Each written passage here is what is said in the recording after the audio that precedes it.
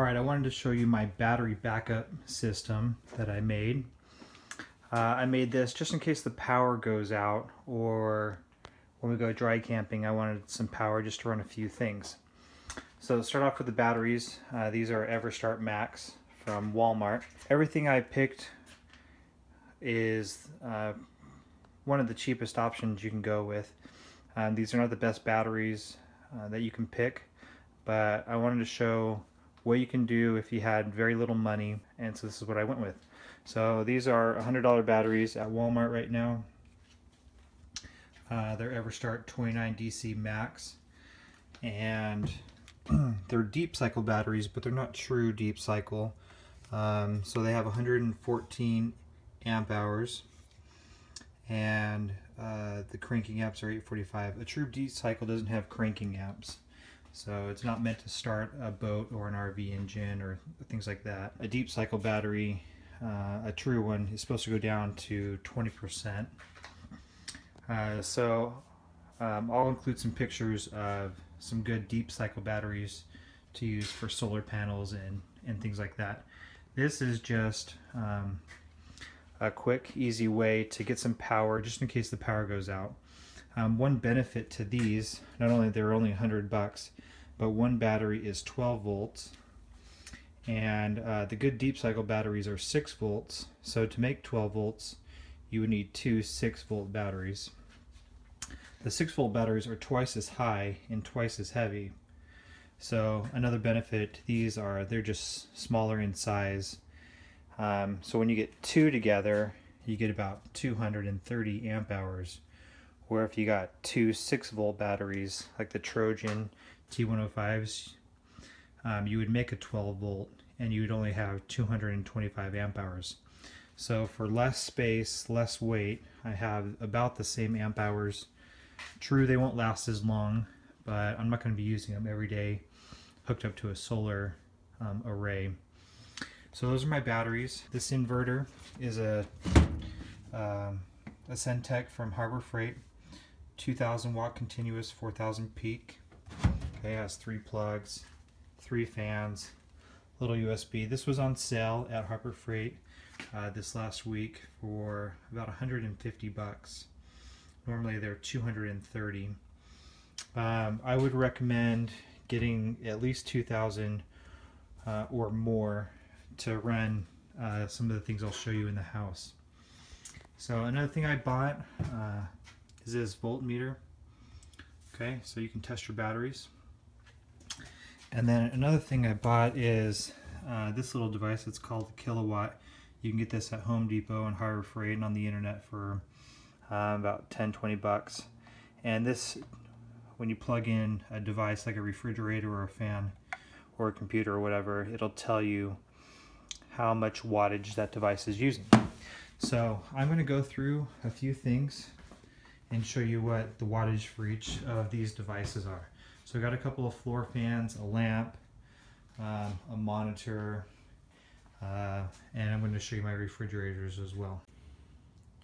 Okay, we'll start with this little desk fan. I have it plugged into the kilowatt meter. I have it plugged into my inverter. The inverter is only plugged to one 12-volt battery. These are the connections here and here. I have my voltmeter hooked up, so the battery is reading 12.3 volts right now. Let me turn off the inverter real quick and show you. So it goes up a little bit. So it's a full battery. Anything around 12.6 to 13 is a full 100% charged battery. Okay, so let's turn this on and see what this little desk fan is. So I'm going to turn it on high. Okay, then we'll turn this to watts.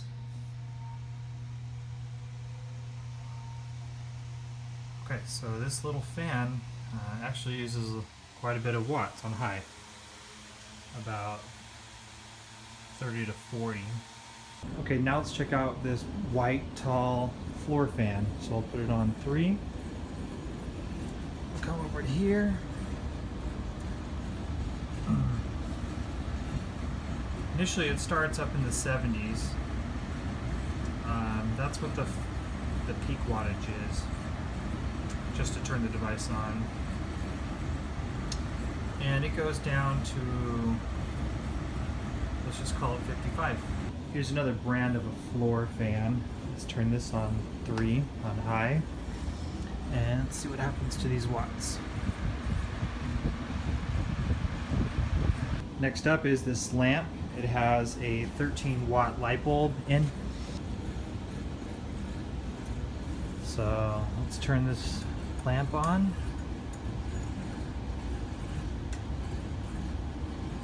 Alright, so we got the lamp on. And it's using somewhere between 10 and 11. Okay, next up we're going to test this computer monitor. It's a 22-inch 1080p monitor. Hooked up to it I have this Western Digital hard drive player. So the hard drive is actually the memory stick. On there is just a few movies that I put on. This little device will play those movies. Okay, that device is hooked up to the wall, so we're just going to test the monitor right now. Okay, so let's plug this in and see what happens.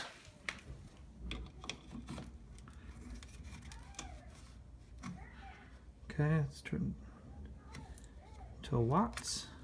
Okay, so right away it's reading 17 to 20. It's turning on right now. The movie's already playing. It's about 18 watts. Okay, so I switched the plugs for the monitor and the Western Digital hard drive player.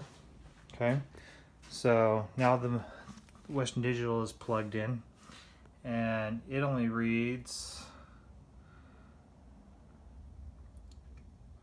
4 watts to run that thing. Next I wanted to test this toaster. On the bottom of it, it says a 750 watt toaster, but I wanted to see how high it jumped up on the initial start and if it really is 750 watts to use and toast a piece of bread. So let's set it for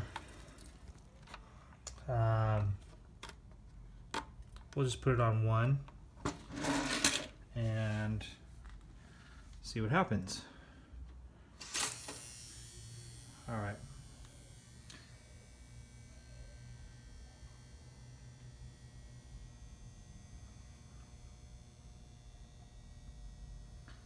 So it's only reading 690. Starting to glow in there. Still at 690. But you could use a toaster off of 1 battery with a big enough inverter. It's got to be more than 750 watts. So this is a 2000 watt inverter. Okay, if you plug in a toaster into anything less than 750, so let's say you buy like a 500 watt inverter, it would not turn on. It would just make a loud noise. And all I'm using to run that thing is just 1 battery.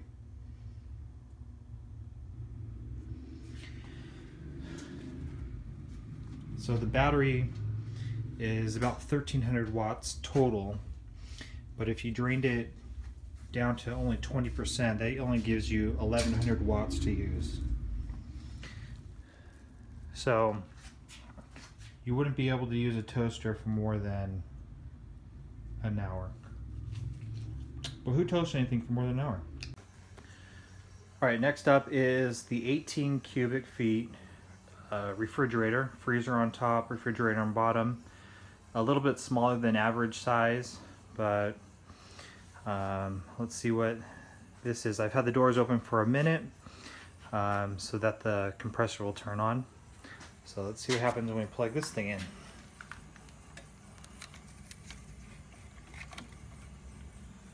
Here we go.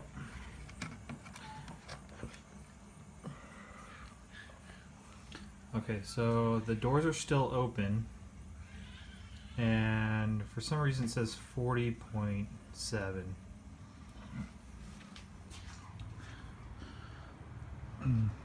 So the compressor hasn't kicked on yet.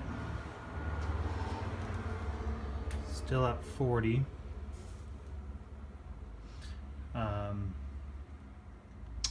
it's supposed to be about 150. For some reason this changes. Let me see if I can... Nope, we're on the correct setting. It's not reading watts.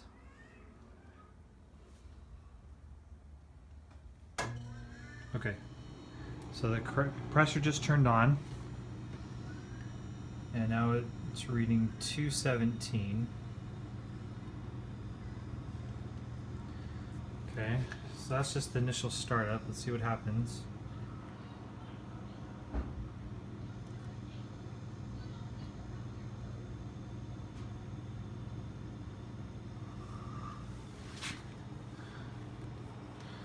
So let me close these doors.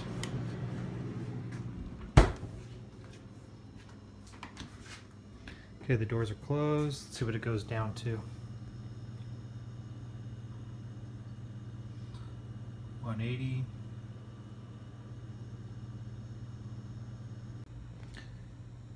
What's interesting about the refrigerator, and you can use this little tip in an emergency situation when the power is out and you wanted to save energy. Right now it's already down to 170 watts. When you open the fridge, it jumps up to about 220. So one little tip is you can just unscrew the light bulb a little bit. So the door is open and it's staying at 169, 170. Okay, as soon as you screw the light bulb in, let's see what happens. Okay, this thing jumps up. So depending on what light bulb you have in there, and if you wanted to save power, okay, the last thing I'm going to check is the inside refrigerator. So I have an extension cord going from that plug all the way to this plug, all the way to the inverter. So let's plug in that refrigerator. It's a 25 cubic refrigerator. Nothing fancy. It was built in '97, so it's not Energy Star efficient. It's not a brand new machine. But let's see what happens when we plug this thing in.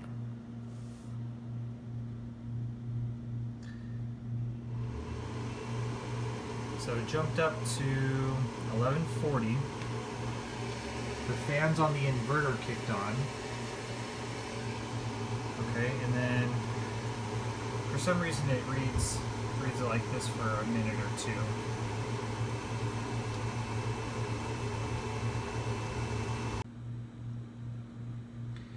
Okay, so it just switched over and now it's reading 210 watts.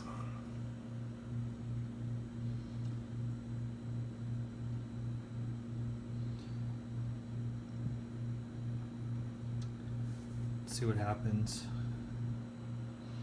Just watch it for a minute.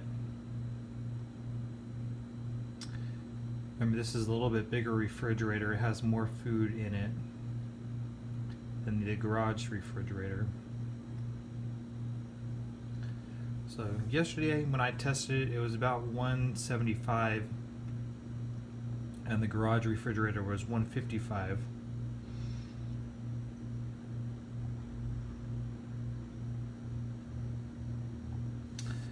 Both doors are shut right now, so no lights are on in the refrigerator. So right now we'll call it 200 watts to run, and I'll check back in about 4 or 5 minutes and show you what it is. Another test I'm going to show you is this laptop. This one's a Gateway. It's about 5 years old. I wanted to show you the laptop plugged into the regular wall. This blue light means that it is fully charged. Okay, so let's plug a fully charged laptop into the kilowatt meter and see what happens. Okay, the laptop is turned on and it's reading 30 watts, 25 to 30 watts.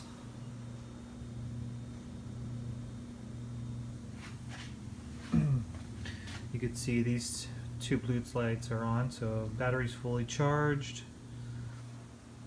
Computer's on.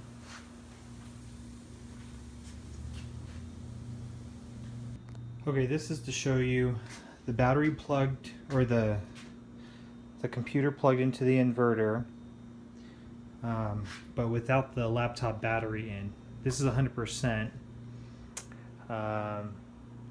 We now see the battery's out, but it's still plugged in, still on. Microsoft Word is still up, and it's using 21.8 watts. Okay. Now let me show you what happens when the battery is charging. Okay, I've drained the battery down to 90%, and we're going to plug this in and see how much watts it is. See how many watts it is to charge the battery and watch a movie at the same time. So here you can see it's red for charging, and over here the watts show 54. Okay, so one reason why I got this battery here, this 12 volt deep cycle 114 amp hour Eversharp Max, which says 30% more cycling capability. One reason why I got it, and that inverter, is so that I can watch movies while camping. So we have 4 kids. 2 of them are little, so they take naps after lunch, and it would be nice to have them maybe fall asleep to a movie while they're taking that nap, and also maybe watch a movie at night for the kids to keep them entertained while the adults sit around the campfire. Some of the kids like to sit around the campfire, some of them don't. So anyways, just to have that option. What could I get away with without having a loud generator? How many batteries would I need, and how long would it last? So after doing these tests today, this one battery with this inverter, and you don't even need this big of an inverter to run this. You could get away with like a 200 watt inverter. So the monitor is about 18 to 25 watts per hour, and the Western Digital movie player, which plays the movies that are on the hard drive stick, that uses only 4 or 5 watts per hour. So I did a little math. So how many hours to power a computer monitor and a Western Digital movie player using one battery?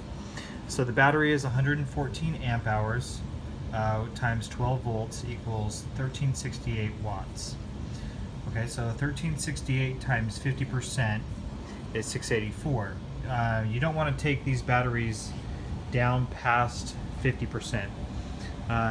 The most you can do is 20%. Drain it all the way down to 20%, but you won't get them to last as long. They'll only last a couple of years if you keep draining them down to 20%. So you can get a device that cuts off the battery at 20%, 30%, 40%, whatever you want it to.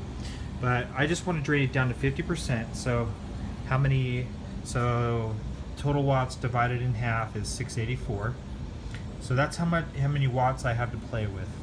Okay, so the computer monitor and the Western Digital player use 18 plus 4, so 22 to 30 watts per hour.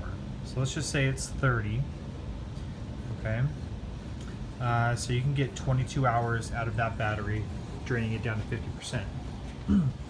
So one of the questions I had was, do I need to bring 2 batteries with me just to watch one movie a night? And I answered that question, you don't.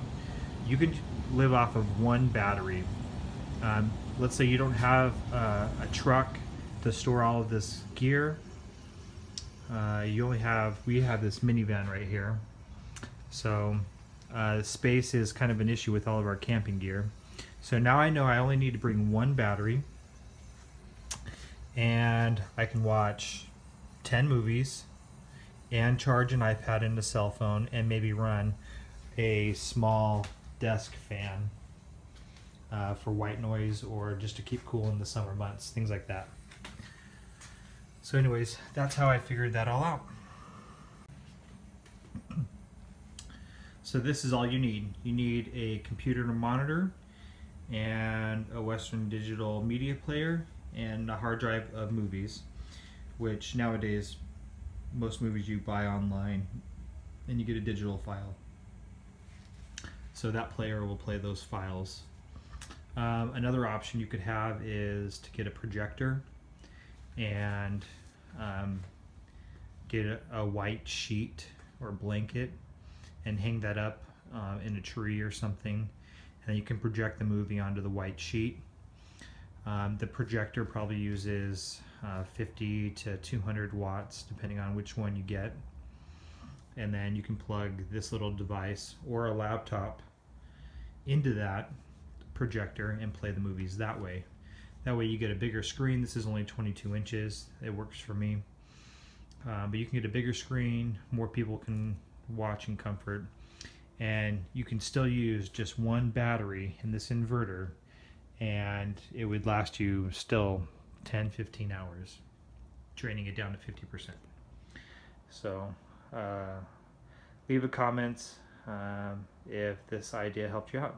Okay, another test I wanted to do was to plug in all of these devices and see how long one battery would last down to 50%. So we're going to plug the one in the house first. You always start with the highest wattage device and turn that on one at a time. So we'll plug this one in the top. Okay, so that one's plugged in the top. And we'll turn it on. This power strip is off. All of those little devices are plugged into it, but so this is plugged in, but it's not turned on. So we'll do the refrigerator in the house first. Okay. All right, next we'll do the outside garage refrigerator. The fan just kicked on. So let's plug in the outside refrigerator.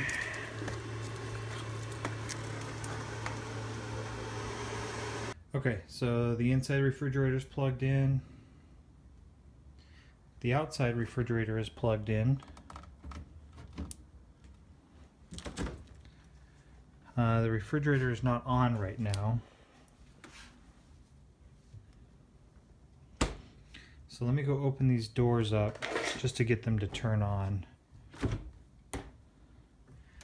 That'll turn on the light bulb, should power that on. Okay.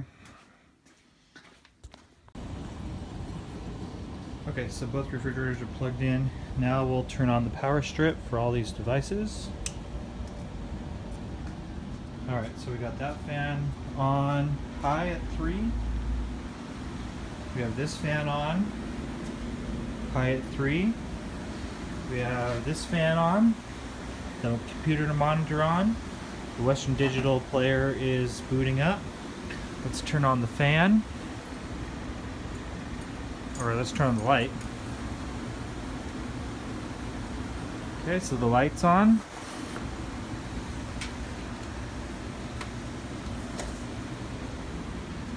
Okay, the light on the refrigerator is on.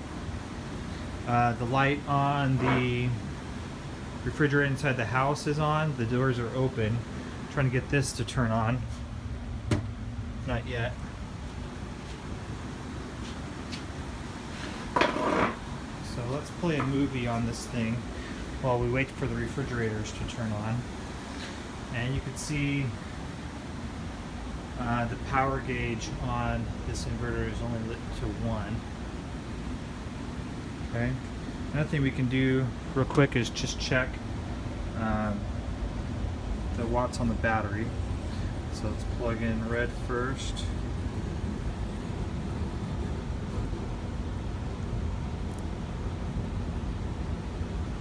Okay, and then we'll plug in black.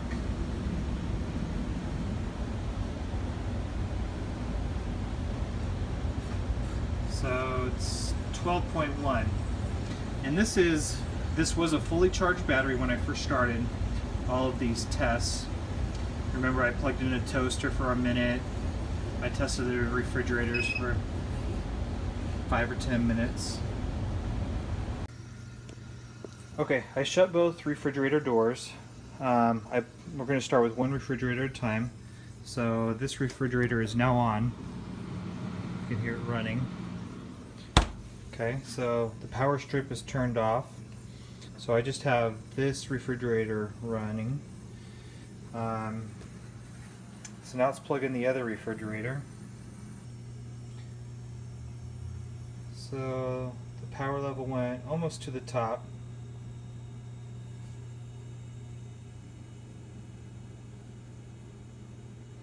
And then right back down.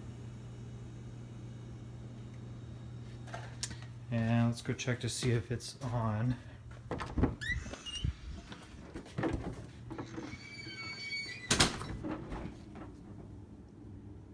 So the light is on and the freezer is turned on and working. So it's keeping the food cold right now. Okay. So we're going to leave that for just a few minutes. I noticed the inverter fans came on and the volt is still, it's reading 12.1. I made a little table. Let's see, so 12.1 is just above 50%. Alright, so the fan's turned off. Remember, when you turn off all these devices, the actual percentage goes up. It went up to 12.4, which is 80%. Okay, so right now it's at almost 12.2. Okay. Everything is still working just fine. Once again, I don't have any of these devices on at the moment. Real quick, just to figure out the wattage. So the floor fan is 55. The white one's 55. The black one is, I think, 35. The lamp is 10. So 55, 90, so 100 watts there. The monitor is another 25, so 125. The Western Digital adds another 5, so 130. The desk fan is 38, so we're up to 168, 170. So 170 watts just for these devices. And then the refrigerators are 200 for the bigger one and 175 for the smaller one. So almost 600 watts, a little under 600 watts just for continuous power. Okay. I've noticed that this hasn't shut off with just 2 refrigerators plugged in. That's one goal of mine is, let's say the power in the city is shut off for a couple hours for whatever reason, and you want to keep your food cold. What could you do? And that's one reason why I got 2 batteries, so it'll last twice as long. The goal is to get 4 batteries just so it could last a couple of days. But just with 1 battery, I'm running both refrigerators. Okay, so now let's turn on all of these devices and see what happens. So let's hit the switch on the inverter. I think I'm going to turn off the fans to start. Yeah, let's do that. We'll turn off those big fans. Alright, let's hit this power. Okay. So the light turned on, the desk fan turned on, the monitor turned on. We'll let those start up first. Remember, when you turn on something, there's a burst of energy. The watts could be doubled or even more. The refrigerators go up to like 1200 watts. when they first start up. So we'll let those warm up real quick. I noticed on the inverter we're now at 2 bars. Okay, the watts just went down to 11.97.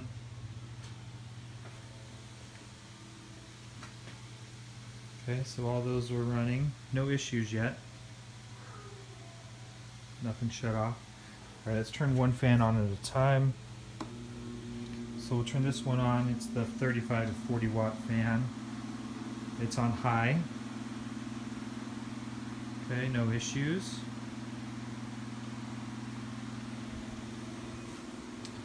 We'll let that run for a few seconds.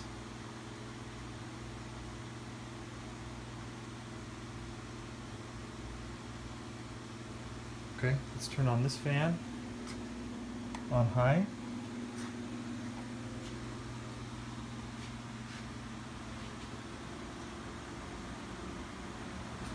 Okay, so now we're at 3 bars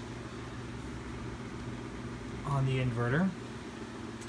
The watts just went down to 11.9. Okay, everything is running now, no issues. Refrigerator is still running.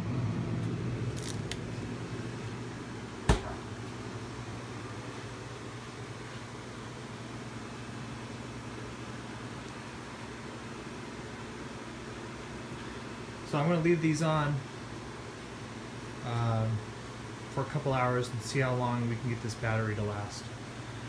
The goal is to not go below 20%, so 11.58. So right now we're at 11.88. Okay. So now we have a movie playing. We have 3 fans going. One reason why I chose fans are because they're, 30 to 50 watts, and we live in a desert here in Vegas, and it gets hot during the summertime. So if the power goes out for a few hours in the middle of the day, you guys can get into one room, turn on all the fans, and run everything off of a battery while having a light on and a movie going until the power is restored.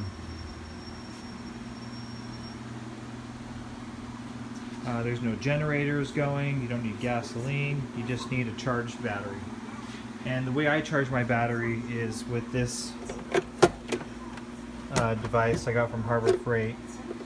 And once I drain it down to 20% or 50%, whatever, I'll start off on 10, and then it automatically switches over to 2 amps for a trickle charge, just to keep the batteries charged. And you only have to charge your batteries once a month. They can just sit in the garage and they'll be good to go. So 2 refrigerators, 2 tall floor fans, 1 small desk fan, 1 lamp with a 13 watt bulb, a computer monitor, a device to play movies. All can run off of 1 12-volt deep cycle battery for about 2 hours, draining it down to 50% or a little bit more. And here's just a recap of everything I tested. And these numbers change and fluctuate as the device is left on. So they're not perfect numbers, but they're just a general rough idea. So if the power went out in the summertime, how many batteries would you need to run 5, 6, 7, 8 hours? Well, 1 battery lasted about 2 hours. You can see it's still going, and the volt's at 11.66. So looking at the chart, I'm somewhere between 20 and 30%. Okay, and that's also with the experiments I did with each little device and that toaster. So here's my little like, project.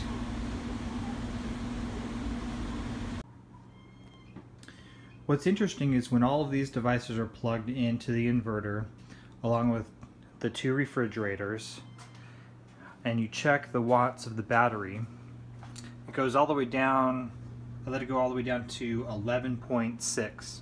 So about 20% of this one battery. Okay? When I turn everything off, when I turn off the inverter, take everything out, and then check the battery, it goes back up to 12.08. So 12.06 is 50%. So I wonder if when I check the battery, when everything is plugged in, how far can I let it go to truly get it down to 20%? So I just thought that was interesting, and I don't know the answer to that yet. But after 2 hours, one battery running 2 refrigerators, 3 fans, a lamp, and some movies, I'm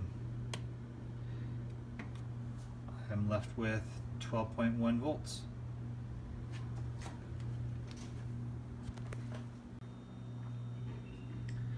Okay, after I'm done using my battery, this is how I charge it. So I don't have a solar panel yet, so you can buy one of these little devices. Plug it into the wall.